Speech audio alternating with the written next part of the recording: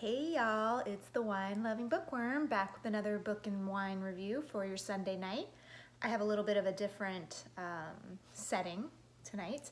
My husband has been tired. He ran 6 miles with me today. We're training for a half marathon next month in Vegas. He's not a runner.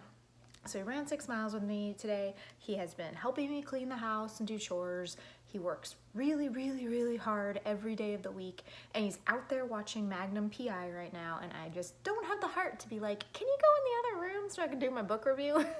So I decided to do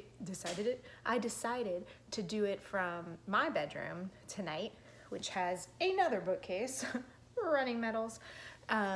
So to give him a little peace and quiet and, sit out there, watch your 80s shows, relax before you have to do it all over again on Monday. Am I right? It is not uncool to say that your husband is awesome, because my husband's awesome. If your husband is amazing, give him props. That's not uncool. That's not, anti-feminist. It's okay to say your husband's amazing, and mine is. So I'm giving him a break tonight. I'm not making him go in the other room. Okay, so that said, let's move on to the wine. I picked up this one. I mean, look how cool that bottle is. It's an owl. I mean, that's really cool, right? And it's called the Pundit. And this is from Washington, Columbia Valley, Washington. And it is a Syrah. So a little bit different than I usually do. So let's give it a shot.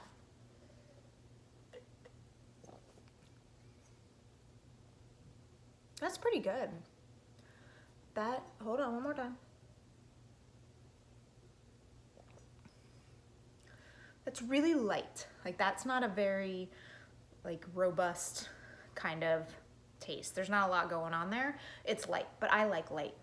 I'm a big fan of French wines, so this is actually really good. Huh. Maybe Syrah will have to be my go-to over Pinot Noir. I don't know. I'm always Pinot Noir girl. Okay, so let's move on to the book.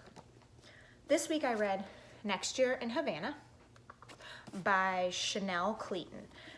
It was my book club book. It is fiction, but it's based on true events. Cleeton, her family escaped from Cuba following the Cuban Revolution, where Fidel Castro rose to power. She has a passion for politics and history. She studied abroad in England. She actually got a law degree back in the United States. I think it's in South Carolina. And she travels in the Caribbean. It doesn't say where she lives. The book is based somewhat in Miami, a little bit. So I don't know if she's from there or not, but fleeing from Cuba during the Revolution, a lot of them ended up in Miami, so maybe. Now, a little bit of the history of her life pretty much mimics the book.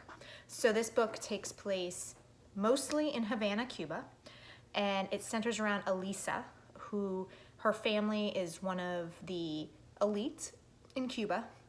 And when Batista was overthrown and Fidel Castro rose to power, her family escaped from Cuba, so kind of like the author, and moved to Miami. They had the money, the connections in order to do that. A lot of Cubans do not have that, or did not have that at the time.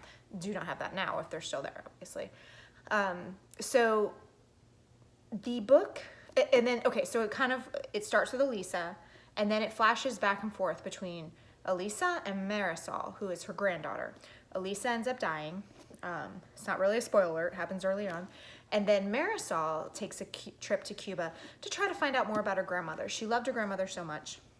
Her grandmother, she was closest to her grandmother. I think her mom ended up taking off at some point, and so her dad was raising her, but her grandmother really became the mother figure in her life. And so when her grandmother dies, she wants her ashes spread in Havana, but she doesn't say where. So Marisol decides to take the trip to Havana to find out more about her mom, more about her grandmother, how she grew up, and then maybe decide the best place to spread her ashes. And her grandmother's friend Anna still lives in Cuba, so she stays with her. So that's the basic premise of the book. There's lots of dark, deep secrets, that she finds out about her family. And then it also, while Marisol is finding all this stuff out, it kind of flashes back to Elisa being a young girl in Havana and hooking up with this revolutionary guy who is part of Fidel's people, I guess. But that would be very bad for her family. Like her family would not be happy with her, so she kind of keeps it a secret. Elisa also has a couple sisters and then a brother that the brother actually joined the revolutionary movement. So he's kind of shunned from the family. So that's the basic premise of the book. What I loved about it was the history. I really had no idea about Fidel's rise to power. I had no idea about Cuban politics. I mean, a little bit, like what you hear, you know, it's not good when Fidel Castro took over and his brother's there now, and I guess it's still not good. But I didn't know the ins and outs of it. And reading this book made me go and look it up. And so I read a lot about it, and I didn't even know Che Guevara, who was like that Argentinian revolutionary, was a major player in the Cuban Revolution. I had no idea about that. So I found that just fascinating. Now, this book was heavily into the love stories. Listen, I've said before I'm not a huge fan of love stories because I don't like how they're done generally. But I'm not anti-love story, okay? There are books out there like Love Story, that book literally has it in the title. I actually like that book. I don't mind a love story.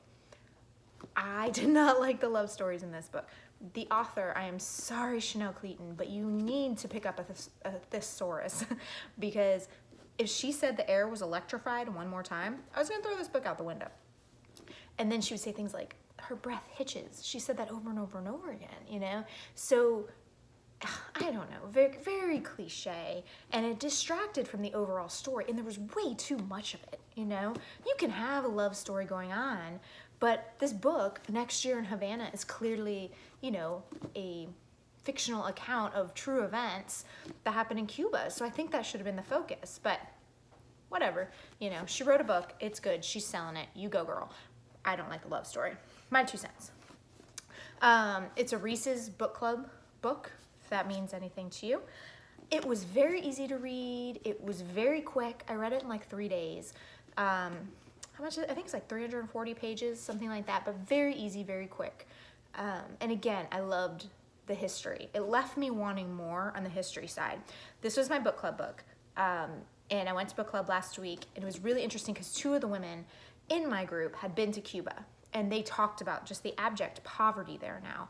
And still, like, having to wait in line to get bread, and you never know if you're gonna get bread. And the one woman actually stayed in an Airbnb with a family that, you know, are Cuban locals. And when it's egg day, they bring like 1,000 eggs, like this huge amount of eggs. And that's what they get mostly for the weeks. You got to be real creative. And she also said they don't get access to a lot of spices and things. So everything was very, very bland. So just the poverty and, you know, lifting embargoes and things like that, that doesn't really help because it just goes to the government. You know, they're going to get all that and then they just dole it out, like not very well either. So it's a really sad story, and you kind of see this continuing to happen in Cuba. Like they talked about Machado, I think his name was, before Batista, and then he was overthrown, and then it was Batista, then he was overthrown, then it was Fidel, and none of these guys are doing anything for the Cuban people. So I don't know what the answer is. I don't know if you guys have any experience with this. Let me know. You know, I'd be really interested to hear anybody's story who has, you know, family there or whatever. I just found it all fascinating. I don't really think about Cuba that much, but this book really, I really thought a lot, you know, it really made me think. So it's a good book. If you can look past the love story, which I was able to do because I did like the history, I think you should read it. I actually want to give it to my mother-in-law because I think she'd really like it. It was kind of reminiscent of Under the Scarlet Sky, that World War II book I reviewed way, way long ago. It was like my 2nd book review. The writing was kind of similar. So if that's something you read and you liked, I think you'll like this too.